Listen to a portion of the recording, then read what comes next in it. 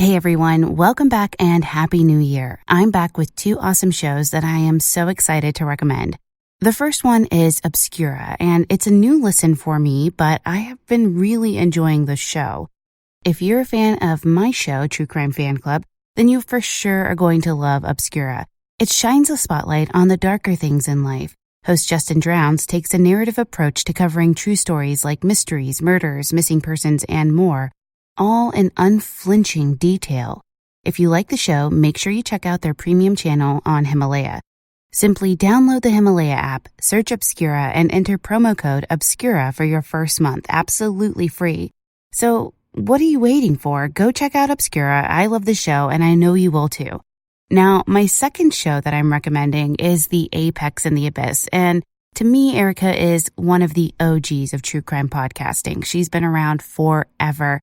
And I have been a fan of The Apex and the Abyss for a very long time, so I am so excited to recommend this show to you. Each week, Erica dives into each case with the sole purpose of telling the stories of the missing and those we have lost, and to try and comprehend the reason behind why these crimes happen in the first place. If you like their show, which I know you will, make sure you check out their premium channel on Himalaya, where you can find all episodes ad-free and 24 hours early, which is awesome.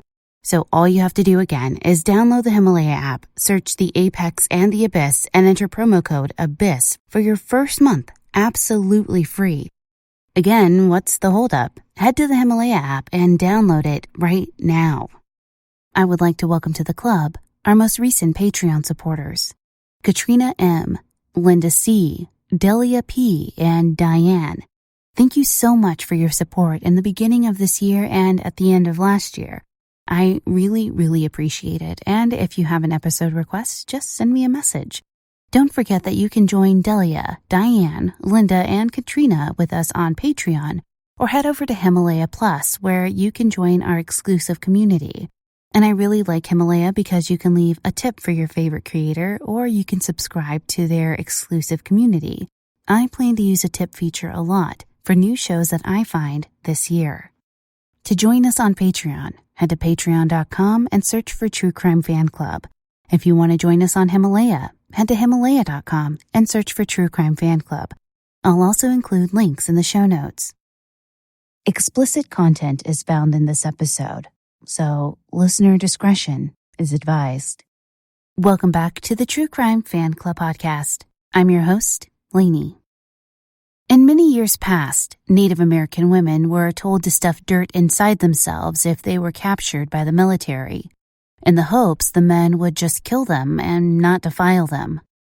A sobering statistic provided by IndianLaw.org states that more than 4 in 5 American Indian and Alaska Native women have experienced violence, and more than 1 in 2 have experienced sexual violence. I'm afraid that these numbers aren't even accurate. As we know, these crimes often go unreported by the victims and local and national media. Candi Rough Surface is not just another victim. She mattered to a lot of people. Okay, on to the show.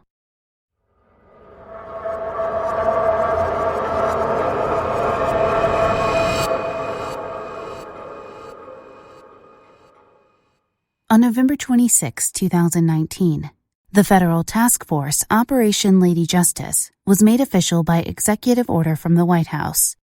This task force was created as an interagency task force because of the large numbers of missing and murdered Indigenous women in America, specifically Native American and Native Alaskan women. The task force was given nearly $300 million in grants to work on public safety improvements. This money will be used to help solve thousands of disappearances and murders that have flown under the radar of law enforcement for many years. According to the Urban Indian Health Institute, there were 5,712 cases of missing and murdered Indigenous women and girls in 2016. However, only 116 of those were logged into the Department of Justice database. 84% of the women in this population have been victims of violence in their lifetime, and over 50% of these were victims of sexual violence. The aim of the multi-agency task force is to put an end to the high number of crimes against these women and girls.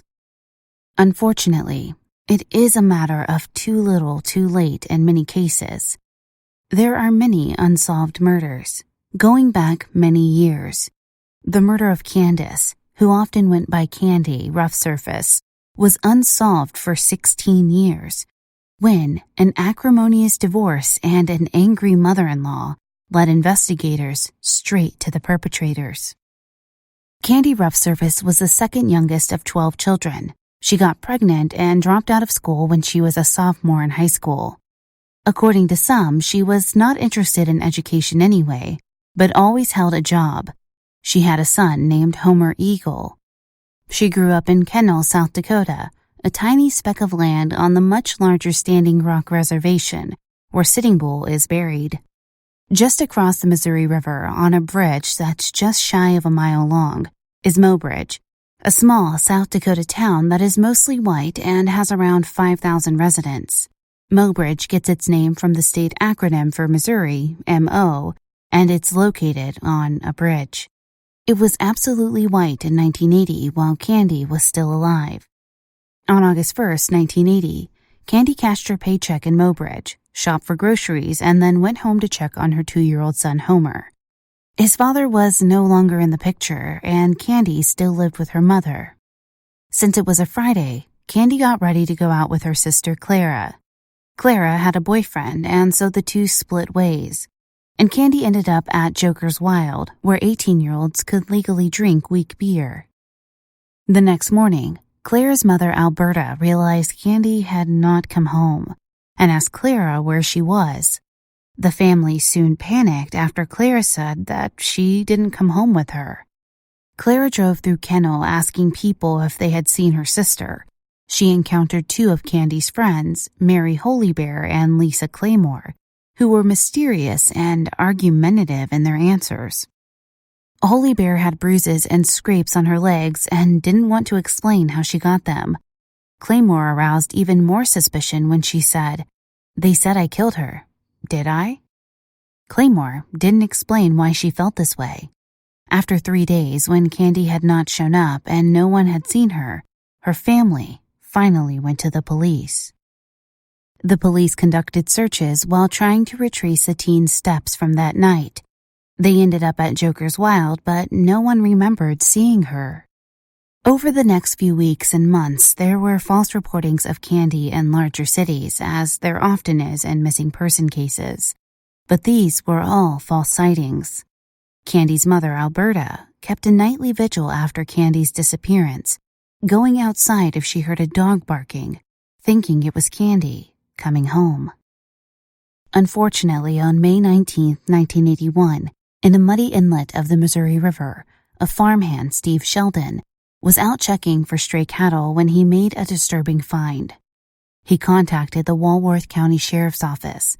Sheriff Jim Spirey arrived on scene to find the decomposing remains of a female, which were exposed by the receding waters of the river.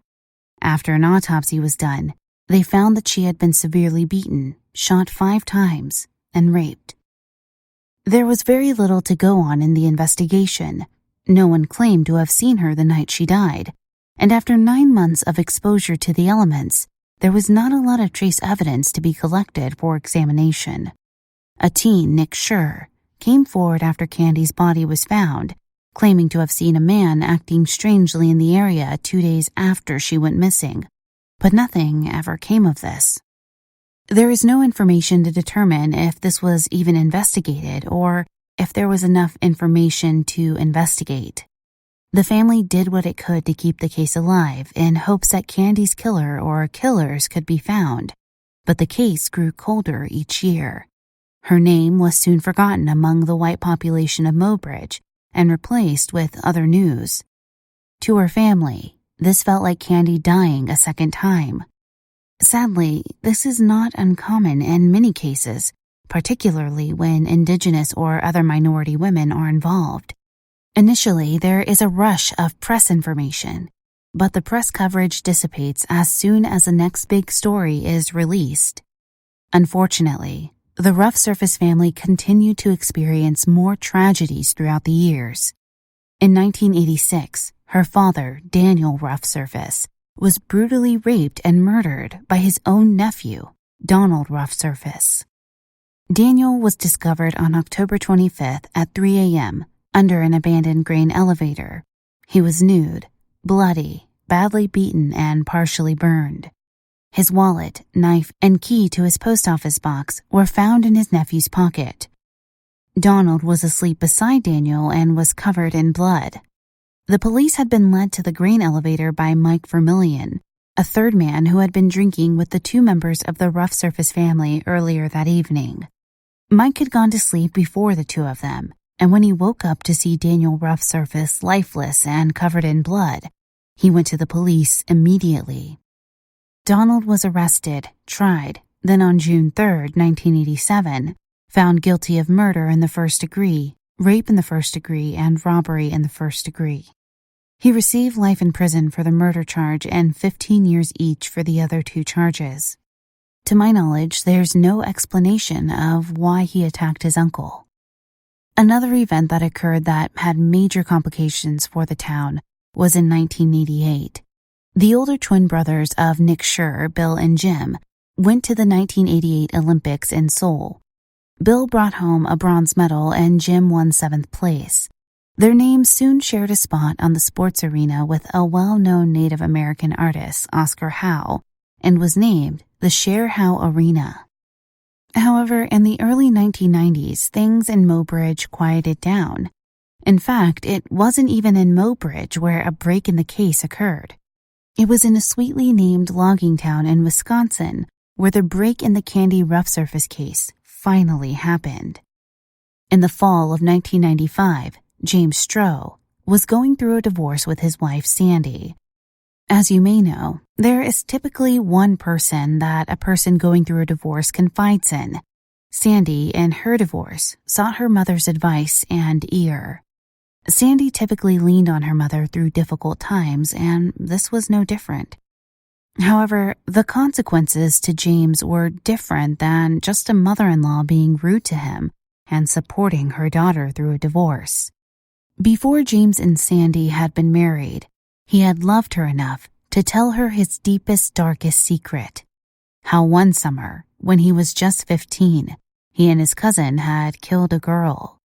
Sandy protected her husband while they were married, but when their divorce was imminent, she told her mother about the murder. When Sandy told her mother this, the mother-in-law called the police, and soon, the Wisconsin authorities had him in custody.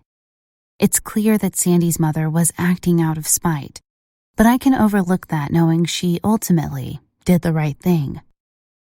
I'm going to pause the case right here so you can hear a word from our sponsors.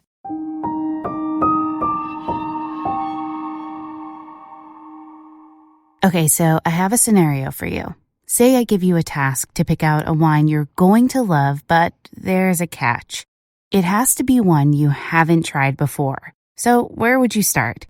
Let me introduce you to WINC. That's WINC.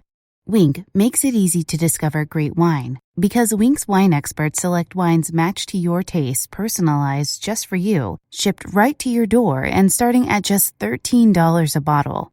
There's nothing like coming home to a box of delicious WINC wine, and trust me, I know. It's selected just for you, and it's the best day of your month. All you have to do is just fill out WINC's palate profile quiz. You answer simple questions like, how do you take your coffee, and how do you feel about blueberries? Then WINC sends wines curated to your taste. The more wines you rate, the more personalized your monthly selections are. Each month, there are new delicious wines. One of my new favorite wines is a 2018 Lost Poet Red Blend. It is so delicious and a definite crowd pleaser. There are no membership fees. You skip any month, cancel anytime. Shipping is covered, and if you don't like a bottle they send you, they'll replace it with a bottle you'll love. No questions asked. Discover great wine today.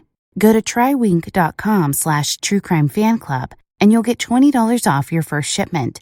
That's trywinc.com/truecrimefanclub for $20 off. Trywinc.com/truecrimefanclub. The link will be in the show notes.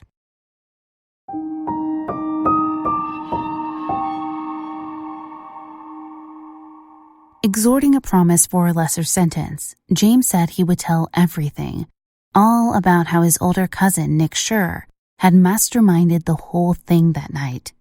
As you may recall, Nick was the one who said there was a strange man hanging around Candi the night she was murdered. James said that on the night Candi had disappeared, they had run into her at the Joker's Wild. They had started talking, and according to him, she was looking for some action. She accompanied several teenage boys to a party at a trailer outside of town, hosted by Steve Sheldon, the farmhand who would later find her body. The teens were drinking, but one of the boys said something that offended Candi and she wanted to leave. Nick and James had offered to take her home, but then things quickly went south. Candi was still upset about the events at the party and tipsy from drinking. She told them that she knew some boys who would beat them up, and then told Nick she knew his name and that she knew James was his cousin. She hit James and then hit Nick. Nick got mad and stopped the truck. He told James, "We're going to do her."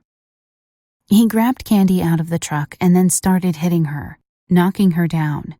The two boys raped Candi, although their stories are different about who was first and who was in charge. After both of them had raped her, Nick yelled for James to bring him his gun. Nick shot a crying Candi in the head and chest and passed the rifle to James. James said he thought he shot her but wasn't sure if it actually hit her or not. In his confession, James said that they chained Candi's naked body to the back of the pickup and dragged her to the Missouri River so as not to get blood all over the truck. Nick's attorney, Reed Rasmussen, would later say that that was not true. He claimed that Nick helped load the body up, but they did not chain it to the back of the pickup. When Nick was arrested, he was held on a $200,000 bond. He managed to raise enough money so that he was eventually released. On May 7, 1996, the day his trial was set to begin, Nick Schur took a plea agreement for first-degree manslaughter. The prosecutors met with Candi's family to ensure this was suitable for them, and they were relieved that they would not be subjected to a lengthy trial that could potentially be racist. The weekend before the trial was slated to begin, a convoy for Candace was held to raise awareness for her murder and ensure she received justice. It proceeded along U.S. Highway 12 in Mobridge, and a riderless horse represented Candi. There were several hundred participants, including a handful of white residents from Mobridge, who were there because they feared a larger racial divide between the residents of Mobridge and members of the adjacent reservation. James Stroh received 15 years as part of his agreement for a lesser sentence. He was released from prison in 2004. Nick Schur received a 100-year sentence for his participation in the rape and murder of Candi Rough Surface. He was sentenced on May 23, 1996. Candi's family was happy that he would have to serve at least 20 years before he would be eligible for parole. However, less than a year after his initial sentencing, Nick requested a hearing for leniency on his sentencing. The judge denied this, but did remove the stipulation that when he first became eligible for parole in 2008, he could not request it. The state had no case here, but the family was allowed to speak. One of Candi's sisters, Elaine, asked Nick if he could give Candi back to their family. When he said no, then she replied that he needed to stay where he was. Nick said prison had changed him. He had finished high school, he was working 7 days a week, and he was a reformed man. But the family of Candi Rough Surface maintained that that was at least something he had a chance to do. He'd taken those chances away from their loved one. Nick Schur was granted parole in April 2019 and was held until a parole plan could be put in place. Homer Rough Surface, Candi's son, was not aware that Nick had been approved for parole until he was already out on parole. Candi's mother passed away in 2009. She was survived by 8 children and a multitude of grandchildren and great-grandchildren. Candace is remembered for always hugging her sisters and calling them sister instead of by their name. Friends of the family remember her as sweet, kind, gentle, petite, someone who loved playing guitar, riding horses, and making jewelry. She loved people so much, she kept a diary of all the people who came to visit them in kennel. Perhaps Operation Lady Justice can help prevent horrific crimes such as this in the future, or bring the perpetrators to justice more quickly. Or maybe it can finally show Indigenous women and girls of America that the criminal justice system actually gives a damn about them. However we view it, Operation Lady Justice is just the first step in solving the thousands of cases that need to be solved. And I encourage you, listeners, to do some research into the missing and murdered Indigenous women and girls and see how truly captivating these stories are. They must be shared, and we must do a better job of delivering justice to all victims of crime. Okay, fan club members, as I conclude this episode, my one question to you is, how will you sleep tonight? Thank you for listening. If you enjoyed this episode, please be sure to leave a positive review on Apple Podcasts, Stitcher, Podbean, or wherever you listen to podcasts. It really does help the show out. You can find me on most social media platforms, Twitter at TCFCPod, Facebook.com/TCFCPodcast, Instagram TCFC_podcast, and of course, our website is TrueCrimeFanClub.com. Got an episode request? Send us an email, tcfcpod@gmail.com. This episode was researched and written by Suzy St. John. Producer for the show and custom creator of the music you hear is Nico at We Talk of Dreams. Check him out on Twitter at We Talk of Dreams or WeTalkOfDreams.com. Content editing was provided by Brittney Martinez. I'm your host, Lanie.